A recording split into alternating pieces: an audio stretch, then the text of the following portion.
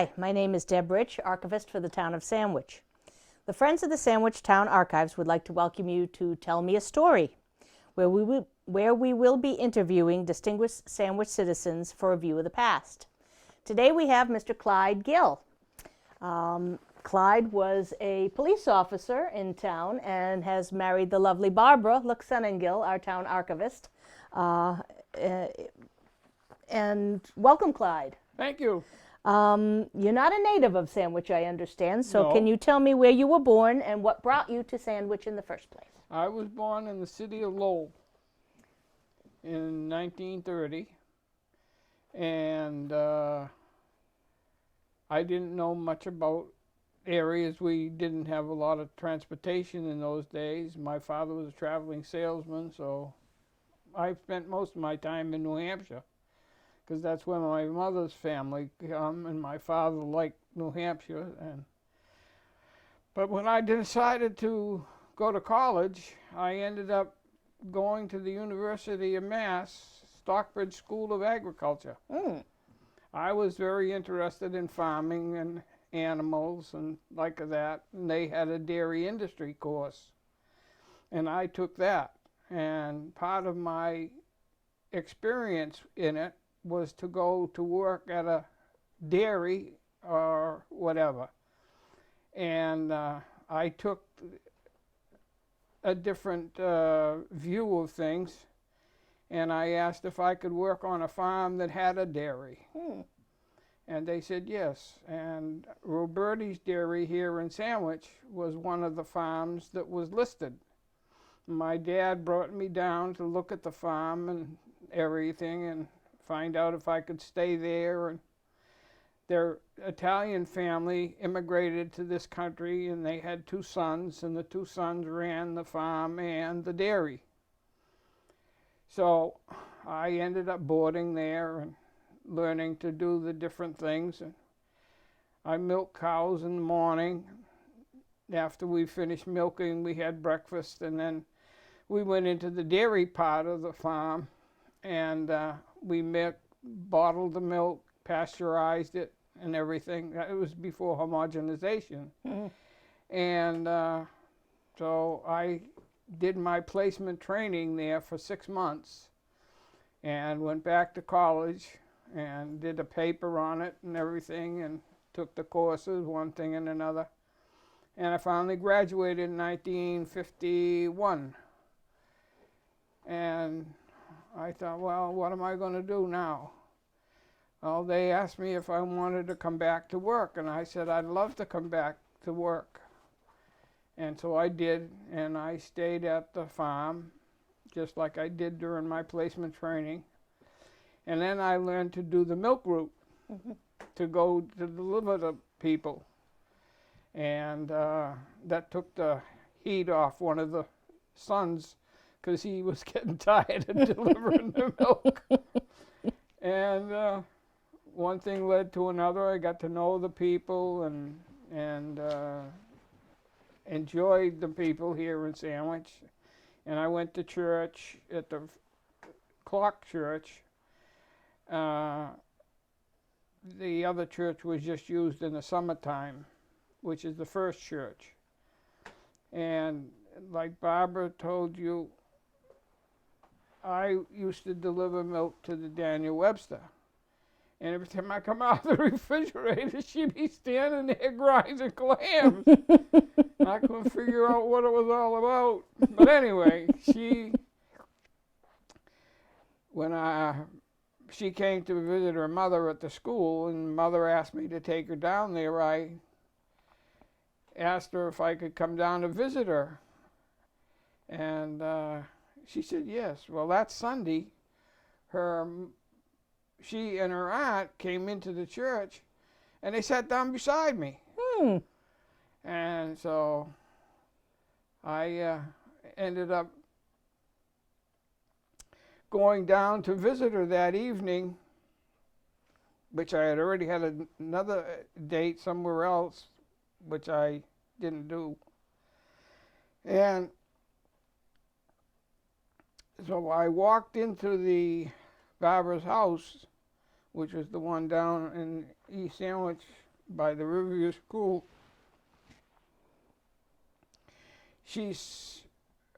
I went in, knocked on the door, and walked into the living room. Her father was sitting in his chair and looked at me and he says, "Clyde, you always wear two hats?" What had happened was, before I left the farm, I was talking to the two brothers and I said, "Which hat should I wear?" I had a cap on and a soft hat. And apparently what I did was kept the soft hat on top of the cap and never took the cap off.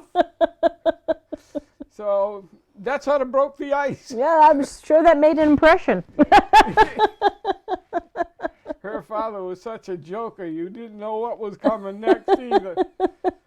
But her mother was the greatest cook since sliced bread, and he'd go out fishing on Saturday or Friday afternoons or whatever, and then bring home some fish, and she'd cook it up, and oh boy, it's delicious. So I always ate well there anyway. One thing led to another. I got drafted. Uncle Sam called me because it was during the Korean conflict, and so I had to go, and Barbara was at college. I ended up down in Virginia. I ended up after basic training at Fort Lee. I ended up at Fort Eustis, and I got involved in helicopters, and my job was to take care of parts of the helicopters and stuff like that, and I helped to build the first heliport. We had fixed wing aircraft, and the Fort Eustis was the transportation capital of the Army, and I ended up doing that kind of stuff. And Barbara was still in school, and her parents were having a tough time because the money was pretty tight. So I turned what little pay we had, I could live on $12 a week, but the rest of my pay I turned over to her parents so that they could keep her in college, because they were borrowing from one of these IOU guys. Yes.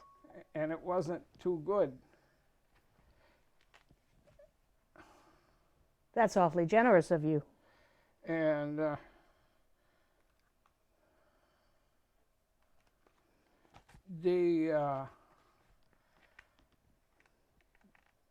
everything was in such a way that it just worked out real well. And so when I got down to Fort Eustis, I had an old Pontiac car. And I was having some trouble with it, so I went to the Pontiac garage in Williamsburg, Virginia. And the fellow that was he was a salesman and one thing and another. And he says, where are you staying? I said, I'm at Fort Eustis. He says, he knew I told him that my wife was coming down from college, and he says, my father-in-law has a little cottage behind his house. And he says, I'll bet you he'd like you to rent it.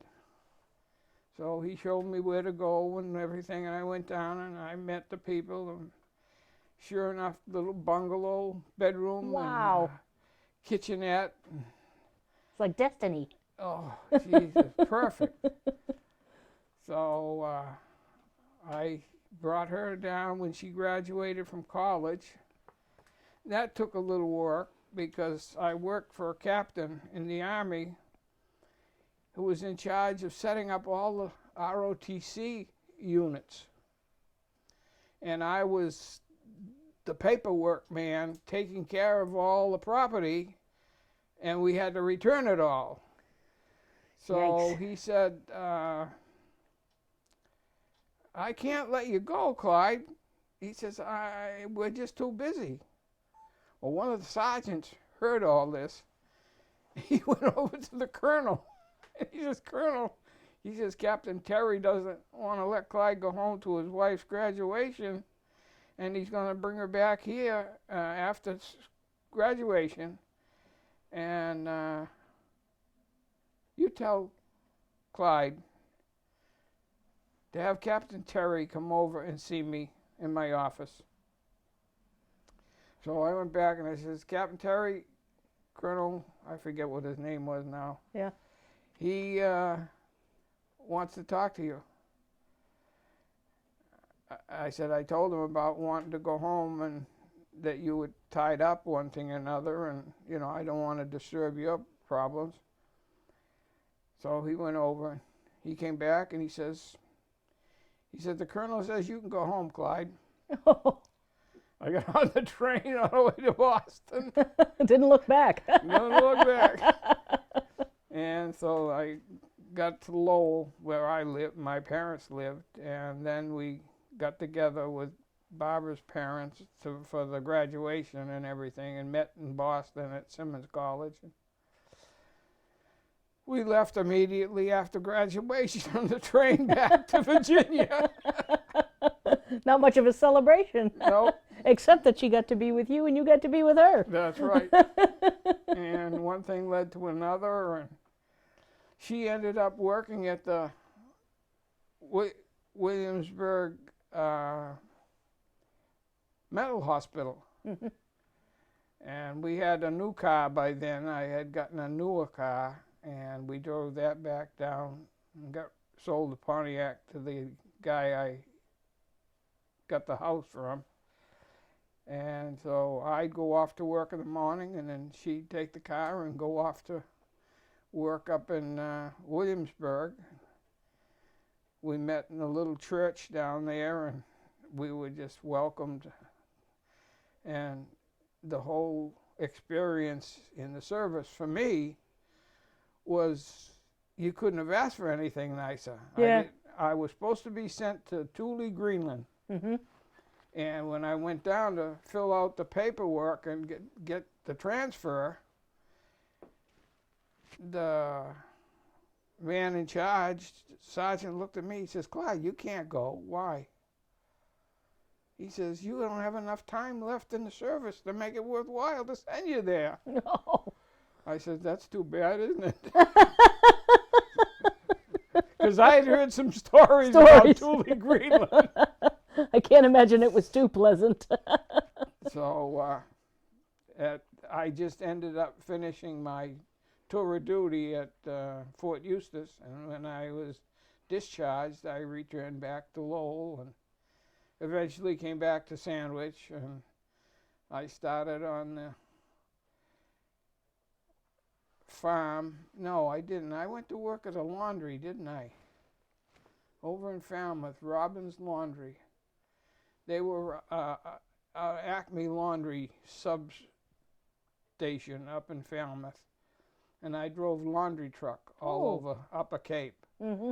and had the Maritime Academy, mm-hmm. and so he used to go with me in the truck sometimes, and sit there watch the boats in the canal. And one thing very nice. And so one thing led to another. Then all of a sudden I got involved in the Cub Scouts. And that led to being a special policeman in Sandwich, mm-hmm. because the Cub Master was chief of police. William E. Foster. Mm-hmm. And I can't express anything about him other than the fact is a person that you could trust so much that if he told you to jump off the Sagamore Bridge, it's because it was going to fall down. Wow. And he and kind of met a rare. He was just a super individual. And the two sergeants that I ended up working with, one was Barbara's cousin, and the other was George Alvander, that was her neighbor down in the East Sandwich. Mm-hmm. And I was the fourth policeman. Hmm. And I'm the only one left of the four. Wow. So that was an interesting ride for 30 years. That's a good ride for 30 years. Oh. What's one of your best police stories? What can you I tell me? became the first juvenile officer. I'm sure you have a lot of stories of kids in town. I just had Watch out, everyone. well, about a month ago or two, Barbara and I were talking, and, I said, Barbara, I don't know. Did I really do something during my career as a police officer? And for the longest while, I couldn't figure anything out. Then all of a sudden, people started coming up to me. Clyde, oh, your face looks familiar, but I don't know your name. Oh, I was so-and-so. Oh, yeah, you really helped us out when we were kids. And one thing and another. Just the other day, I went down to get my car inspected at the gas station in Canning's on 6A. And I worked for Mr. Canning, the old man, driving school bus for many years. And his son, Dick, I worked in Wareham as a truck driver for R.F. Morse. And I have retired and ended up working part-time for the Orleans Auto Parts Company in Hyannis. And I thought that this fellow come over to see me, said, Clyde, you getting your car inspected? And I said, yeah. And I didn't think anything of it because I figured he knew me. Yeah. And I drove in, and then as he was working and got through, he says, you don't recognize me. I said, no, I'm sorry, I don't. He says, my name is such and such, and I come from Wareham. And I says, I remember the name. And he said, when I was 14 years old, you used to pick me up as a runaway and take me back. And he said, at least 3 or 4 times I ran away, ended up down by the Horizons on the beach in Town Neck. And he says, the last time you took me home, you took my father aside. And he says, I don't know what you said, but he says, I've never had a day's trouble with my father after that day. Wow. And I come back and told Barbara, I said, I think I found my niche, and I think I've done what I was supposed to do. I think it goes without question. You left a wonderful legacy through that particular position. That's only one of the recent ones I've had. I've had lots of other young people coming up. And I have one guy he's this teacher over at the school for many years now, and he's been one of my biggest backers over the years. And we were talking in the market one day, and was talking about friends, and he says, you know, Clyde, you got 1,000 friends. I said, huh, if you say so. But it's been and of course Barbara's support at home. Of course. And of course, we took in juveniles, foster children. And we took in this redheaded girl who used to run away from Hyannis. Her family lived in Dennis. And she literally slept in the bins that they had for clothing for Goodwill. Oh, my goodness. And she had a dog, and the dog slept with her. Wow. She came to live with us, and she ended up having a little girl. And eventually she moved away and found a home and one thing and another. And we had our 50th anniversary here party. And darned if she didn't come up the driveway. Isn't that wonderful? I don't know how she knew about it or what. Wow. They called her Red. And she saved my 2 boys from the drug culture.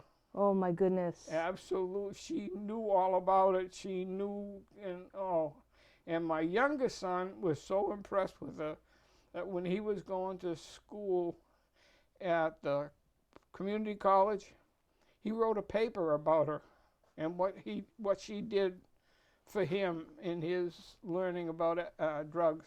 Amazing. I can't find that letter anywhere now, but No. she has passed away now. See, you touch one life and you touch many lives. I mean, that's amazing. Yeah. Tell us about your own children. What can you tell us about your boys? Well, Charles is the oldest, and he has his mother's brain. That's good. Yeah. And he went to school at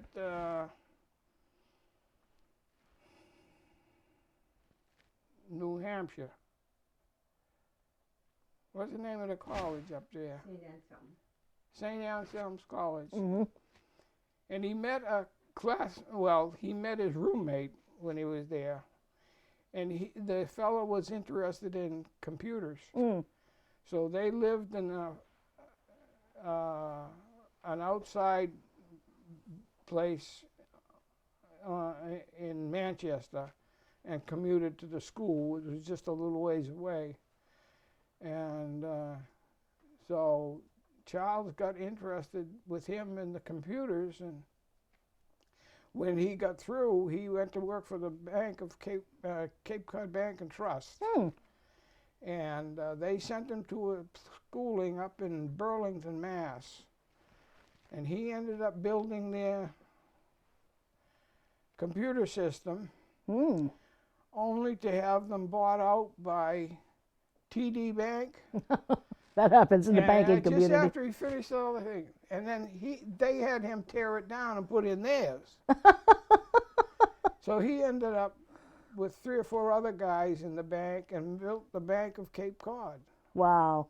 Which is down on 132, which after tomorrow is Rockland Trust. I don't know if he's going to work with Rockland Trust, but I think he is. Let's hope so. And keep it local. so he ended up getting married to his schoolmate in Sandwich, Michelle.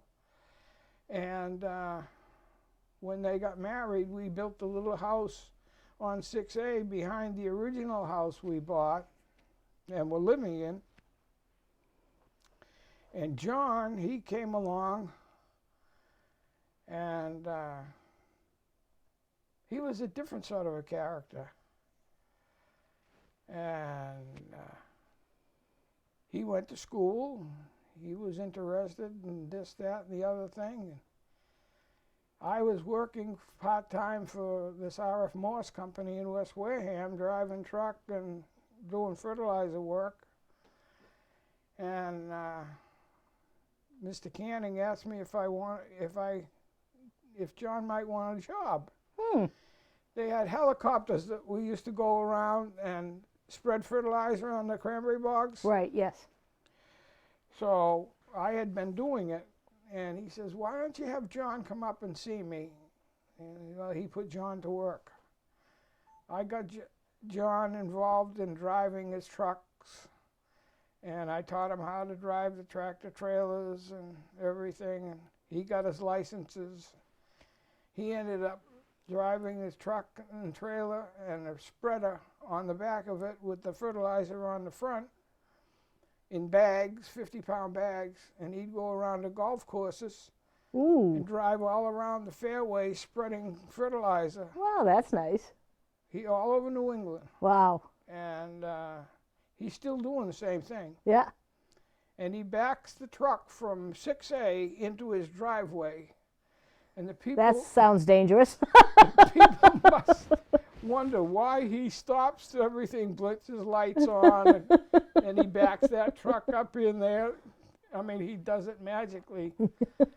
And so he's built his own sideline landscape business along with what he's always done. And he has these people that want him to plow snow. And I got him involved in that and bought him a Jeep down from what used to be Sears Auto Sales. They had a little Jeep in there one day, and I went in and checked it out. Somebody put a magnetic key holder on the fender underneath the hood. So I took it out and drove it around, put it back. town and bought it and had him put a snowplow on it for him. So he and I used to go around plowing driveways together when it wonderful. snowed. Yeah. We've more or less always worked together, and he's got married, I don't know how many times, 2 or 3, I think. Anyway, he's now married and got 3 children, and they live in the house that we built for Charlie and Michelle. And he owns those 2 houses, and he rents his other house to his wife's cousin. Uh-huh. And Yeah. her husband works for the firefighter company that goes around and checks fire extinguishers and repairs them and sales and all that. He's a really nice chap, nice people. So it's, and I'm in the process of probably completely retiring. I think you deserve it. Yeah. When you came and started working at Roberti's and met Barbara, what were your first impressions of Sandwich, and how did it differ from Lowell? Lowell's much more industrial, much more of a city town, is it not? Yeah, well, I was never involved in the city. Okay. I was not a city person. Well, that's good. You came to Sandwich is a good choice. Oh, yeah. Well, my grandfather lived in Greenfield, New Hampshire, and Francistown on Crotchet Mountain. And so I summered in Henniker, New Hampshire, the only Henniker on earth. And so I'm well versed in small towns. So what did you think of Sandwich? Is this like the perfect little place for you, or was it almost too rural? But you're a dairy farmer, so you expected. Well, you worked so long hours that you really didn't care. I didn't go out and socialize much. You were too tired. Right. But the people I met as a milkman, when I delivered the milk, then those were the people that really made Sandwich worthwhile. Yeah, good people. Yeah. East Sandwich people, and they still drank raw milk here. We had 2 kinds of milk, the regular pasteurized milk and raw milk. And East Sandwich people would not do anything with pasteurized milk. Isn't that interesting? Yeah, but it wasn't, the Hoods had just come out with homogenized milk. And of course, for a small dairy to purchase a homogenizer would be quite a feat, you know. Expensive, yeah. So they worked it as long as they could, and then they sold out to, I forget who they sold out to. They were getting to the age of retirement anyway, and they ended up building houses up in the area. One of them was up on Town Neck, and the other one was up back of what's now Cape Heritage Nursing Home. That's the end of the Roberti Dairy Farm land up there. Yeah. And that little ice cream stand that's up there. So neither one of them there's nobody from their family around. The sister, I think, still lives up in Wareham. And when I was working in Wareham, once in a while I used to run across her, but I don't anyway. But Sandwich turned out to be the place to go, that's for sure. Yeah. People have come in and talked to me a number of times about your efforts on behalf of the youth in town, that you held programs for them, an occasional dance. Can you tell me a little bit about that? I started a bicycle rodeo program.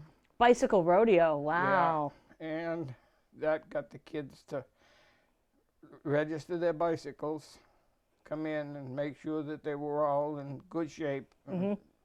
Brakes were fine, and one thing and another. And then if I caught them out there doing things on the bicycle that were not kosher, they paid for it. Oh. Especially when I had a inside meeting. Peter, you want to come down here and tell me about that escapade with the bicycle? Wow. Oh, Mr. Gill, no. Or if one of the kids did something outside And I thought it needed a parental talking. Yes. Knock on the door. Mm-hmm. Ma, Mr. Gill here. Go in, explain whatever it was necessary. Yep. No more trouble. That's it. You put them all straight. Yeah. And I think that as well is a wonderful legacy. Do you remember, as a police officer or as a citizen, any local events of importance or something that happened in town that made an impression upon you? When we had the, what was it, 250th anniversary of we had one of the 100th anniversaries, and the governor was coming down. Ah. And so I was responsible for seeing that everything was ready for him, places to go and whatever. And I said, well, you want me to do it by horseback? Mm-hmm. And you really had to know Bill Foster to appreciate the fact that he looked at me and he says, well, he says, I think it would be all right if you carried the basket behind the horse. That ended that. And so dashed the dreams of you mounted policemanship. Yeah. Okay. Tell me a little bit. We heard from Barbara about her favorite meals growing up. What do you, when you think about Macaroni and cheese? Oh, macaroni and cheese. Regular or something in it? No, regular. Regular macaroni and cheese. Yeah, I was never for extras. Okay. Was that a dish your mom made? My son always uses Frank on it, hot sauce. Oh, yeah, yeah. But I can't do that. Now, is that macaroni and cheese made by Barbara, or was that something that your mom made? Yeah, it was Barbara's. Oh, Barbara? Yeah, she has the knack. Those fishes were good cooks. Oh, anything that she didn't make that wasn't good, really, I don't care. Didn't matter. She made sweets, but not very often. It had to be a birthday or some real occasion for her to make a cake or bake a pie or do something like that. Well, she just wanted to keep you a good figure. I guess. Well, the old-time doctor that we had when we got married to get our permit or whatever you called it then, Dr. Beal, he said you should write poison on sugar. Yes, yeah. This was back in the, what, 50s? Yeah. That's interesting. He was ahead of his time. He knew. Yeah. Yeah. Fascinating. I asked Barbara, but I'll also ask you, what about the local library? Did you go in there often, or did you visit any?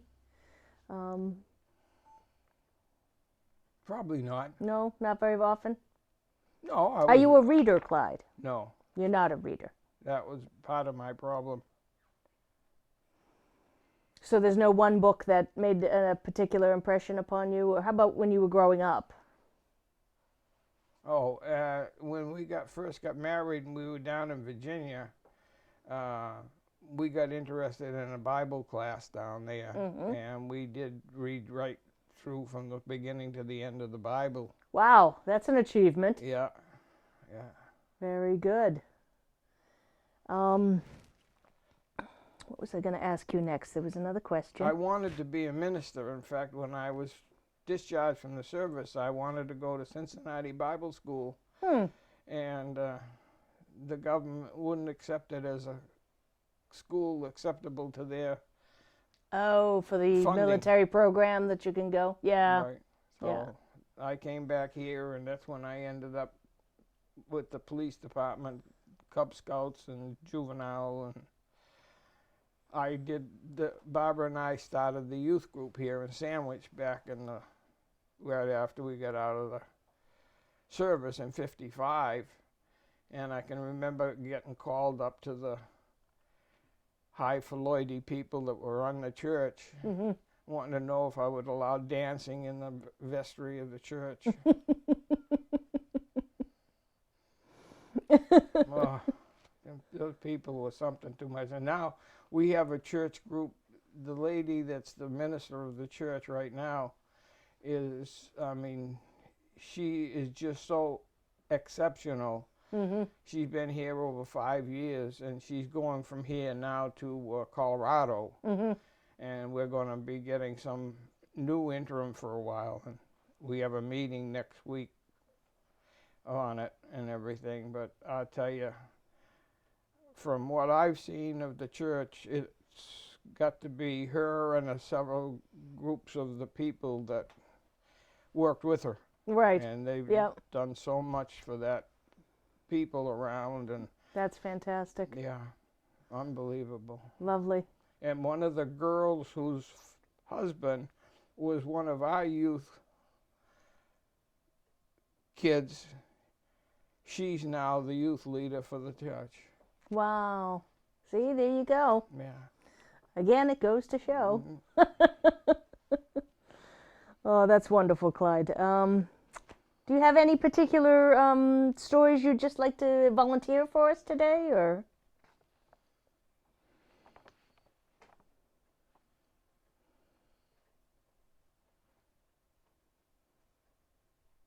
You have so many good ones. Well, I feel I'm remiss unless I ask you to give us one of your great stories. oh, I tell you, I you know, just coming off the top of my head is kind of difficult now, but I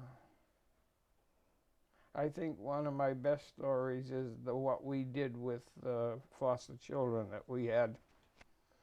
Our first foster child was a black boy, and he was a menace. His name was Dennis. Dennis the Menace. He fit it to a T. And we tried helping him out as best we could and one thing or another. And he wanted a car in the worst way, and he was able to get his license. And I knew an old timer up in the center of town that had a nice old Dodge or DeSoto or one of the that vintage, probably 1946 or 7, somewhere in that vintage, with a nice sedan. And I got it at a good price, and I said, look, Dennis, I'm going to let you have this car, and you can either make it or break it. It's up to you. Now, he was a talented lad because he used to do a lot of painting for us, and he was very good at it. I mean, very good. So he took the car, he got it registered and everything, and he had it for 2 or 3, 4 months. Seemed to go along okay. One night I got a call from one of the sergeants at the police station. Clyde, you better come into the police station. Dennis has got a problem. Okay, so I went in. They took me up. You know when you come down over the hill, coming into Sandwich, there's a place there, it used to be a bank, and it's now tomatoes. Well, at the time it was a bank. Yes.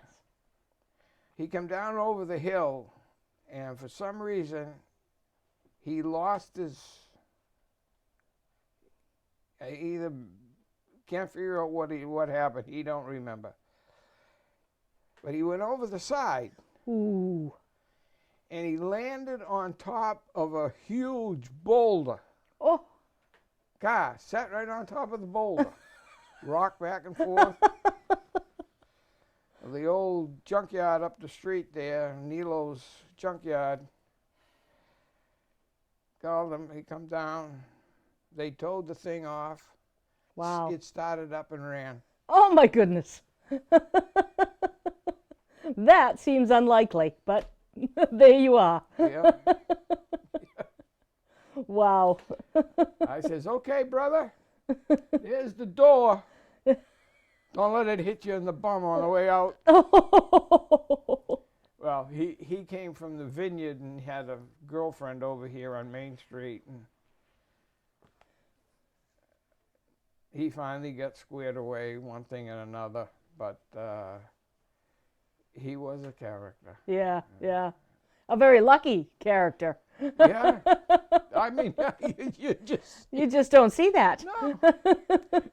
Sergeant Hawkins, who was the sergeant on duty that night, Clyde, he says, it's absolutely impossible.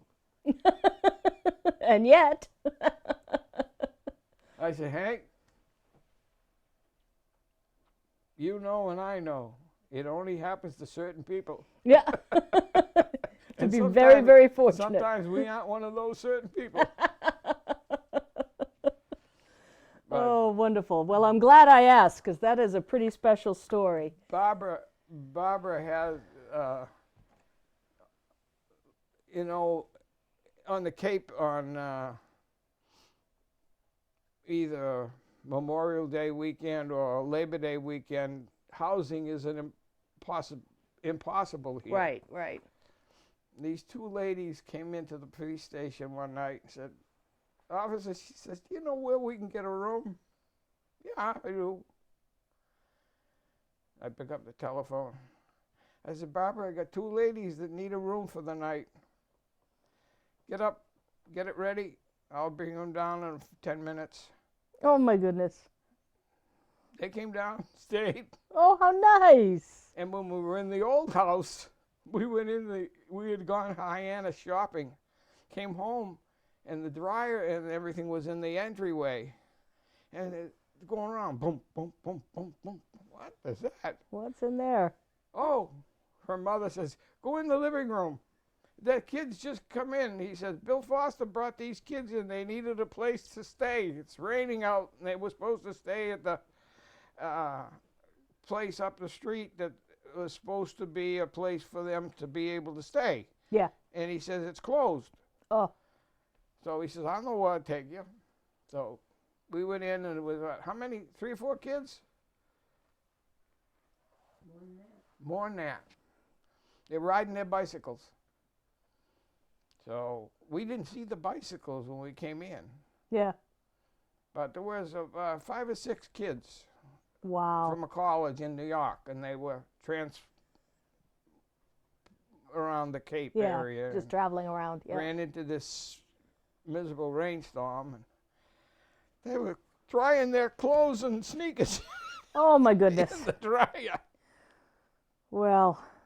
And we ate their supper, and they ate ours. They slept on cordwood on the living room floor. Oh, I bet they did after that. They're sleeping. Oh, they had a good time. Well, it speaks volumes about both of your generous spirits and taking care of all those people that need help. Oh, so yeah, so much fun. Well, thank you, Clyde. I think that's about all the questions I have for you, unless there's something you'd like to volunteer at the end. Something a little... No, I think that you've covered everything between the two. Not in an hour, Clyde. Not a lifetime's worth. But I do appreciate your willingness to be interviewed, both of you, Barbara and Clyde. Well, I'm appreciative of you taking the time to do it, and the boys to come down and record it and everything. It's going to be a wonderful resource for your grandchildren and your great-grandchildren someday. So thank you again, and thank you for watching. Please stay tuned next time. We'll have another wonderful person of Sandwich and tell you some more. Thank you, and come visit us at the archives. Bye.